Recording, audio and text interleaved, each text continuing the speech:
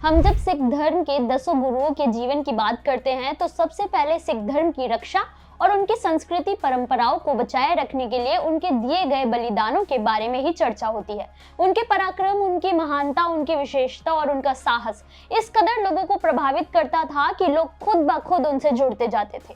ऐसा नहीं था कि केवल सिख धर्म को मानने वाले ही सिख गुरुओं के बलिदान और उनकी लड़ाई में खड़े हुए, बल्कि ऐसे कई उदाहरण हुए जिन्होंने भले ही सिख धर्म ना अपनाया हो, सिख धर्म को फॉलो किया हो, लेकिन उन्होंने गुरुओं के लिए और सिख धर्म से जुड़े लोगों के लिए बड़े बलिदान किए हैं। एक ऐसे ही महान शख्सियत हुए दीवान टोडरमल, जिन्होंने दशम गुरु गोविंद सिंह जी के दोनों छोटे साहिबजादों और माता गुजरी का अंतिम संस्कार करने के लिए सबसे महंगी जमीन खरीदी थी।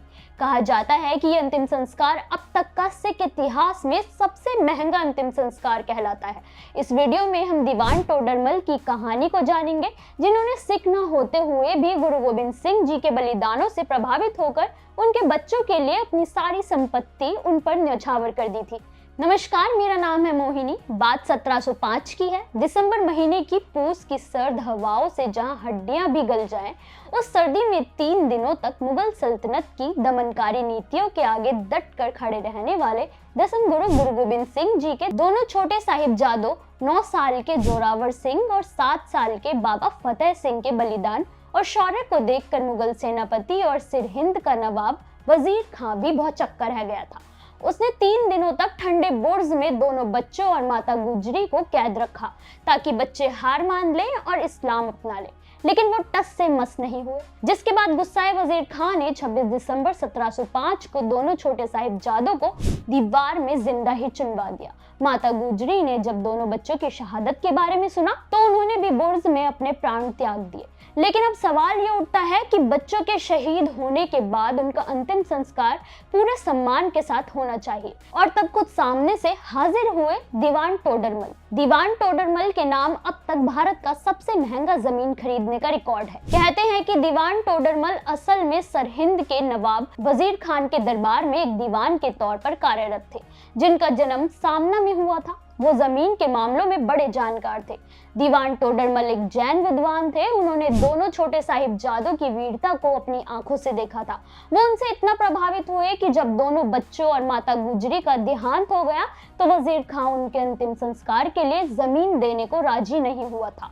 लेकिन बच्चों की वीरता से प्रभावित हुए दीवान टोडरमल ने तीनों का अंतिम संस्कार करने की इच्छा जाहिर की, लेकिन ये इतना आसान नहीं था। दोनों साहिबजादों की जिद और गुरु गोविंद सिंह जी के फरार होने के कारण चिढ़ चुके वजीर खान ने दोनों छोटे साहिबजादों के अंतिम संस्कार के लिए जमीन देने से इनकार कर दिया था। लेकिन जब दीवान टोडरमल ने इसकी इच्छा जाहिर की तो वजीर खान ने शर्त रखी कि उन्हें जितनी जमीन चाहिए वो उतनी जमीन पर सोने के सिक्के बिछा देंगे। दीवान टोडरमल ने वजीर खान की शर्त मान ली और उसने सोने के सिक्के बिछाने शुरू किए। करीब 4 गज जमीन तक सोने के सिक्के बिछाए गए, लेकिन जब इस सिक्के बिछाए गए तो वो लिटा कर बिछा रहे थे। लेकिन वजीर खान का लालच बढ़ गया और उसने सिक्कों को खड़ा करके बिछाने को कहा। ये सोने के सिक्के संख्या में करीब 78,000 हो चुके थे, यानी कि 4 गज जमीन के लिए करीब 78,000 सोने के सिक्के दिए गए थे। आज के समय में ये सिक्के करीब 60 टन के होते और उनकी वैल्यू करीब 3 अरब रुपए होती। जिसके बाद उन्हें मुगल जमीन का टुकड़ा मिला और दीवान टोडरमल ने अपनी पत्नी के साथ मिलकर दोनों छोटे साहिबजादों और माता गुजरी का अंतिम संस्कार किया। जिस जगह ये अंतिम संस्कार हुआ उसे आज हम फतेहगढ़ के नाम से जानते हैं, और अंतिम संस्कार वाली जगह पर गुरुद्वारा श्री ज्योति स्वरूप साहिब मौजूद है। वहीं इस गुरुद्वारे के बेसमेंट का नाम दीवान टोडरमल जैन हॉल रखा गया है।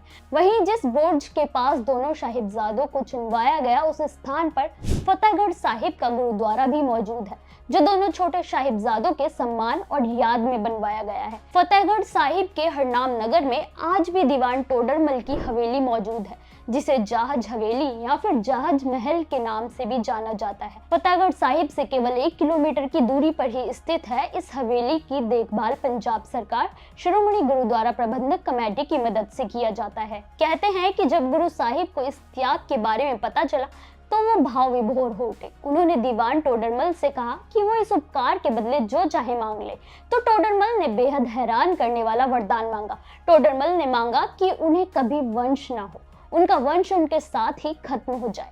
गुरु साहिब ने जब इसका कारण पूछा तो उन्होंने कहा कि वो जमीन उन्होंने दोनों साहिबजादों के बलिदान के लिए इतनी कीमत देकर उनके सम्मान में खरीदी है। अगर उनके वंशज होंगे तो हो सकता है कि आगे चलकर वो ये दावा करे कि ये जमीन उनके पुरखों ने दी है, और वो ऐसा नहीं चाहते हैं, इसलिए वो बे औलाद ही मरना चाहते हैं। दीवान टोडरमल ने गुरु साहिब के प्रति जो निष्ठा दिखाई वो हमेशा सिख धर्म के लोगों के लिए बेहद अहम है।